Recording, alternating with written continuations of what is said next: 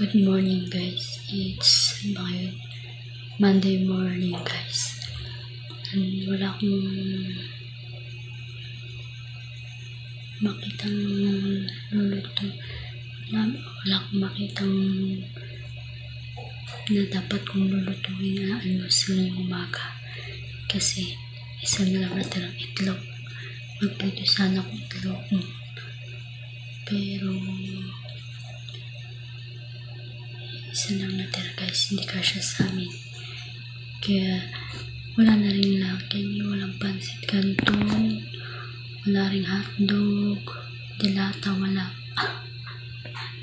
Sabi ko, ano kayang pwede maluto? Wala akong mautusan, puro mga tulog pa sila. Kaya sabi ko, ano kayang pwede maluto rito sa makita ko sa loob ng rep. Pwedeng lutuin na almusal. Ito guys, may mga nakita ako.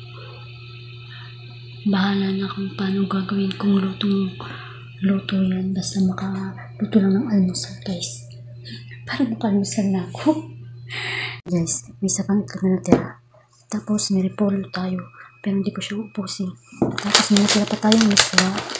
Hindi ko pala naubos yung nakaraan. Nagluto ko ng niluto kong itlog na may sutang. Ay na may miswa. Itlog siyang nilagang itlog na hinaluan ko ng miswa. Itong tira niya. Ngayon, ito, tapos may natira pang counting baboy sa loob ng rep. May natira pang counting baboy sa loob ng rep guys.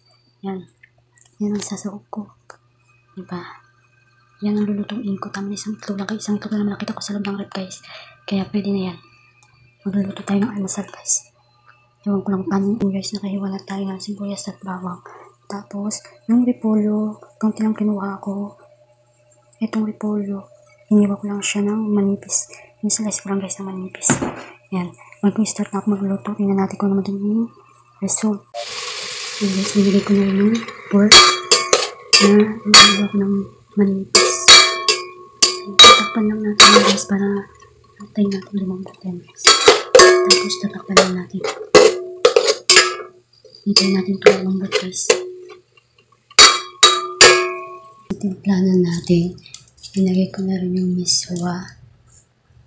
Timplahan ko na yun siya guys. As nilagay ko na rin yung miswa. Yan. Antayin na lang natin yung kumulo.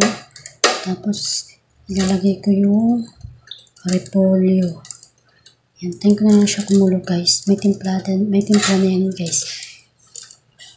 Tapos antayin ko na lang kumulo yan. Lalagyan natin ng repolyo at ang itlog. Tingnan natin yung repolyo pati ang itlog. Yan. Antayin na natin maluto yung repolyo pati yung itlog.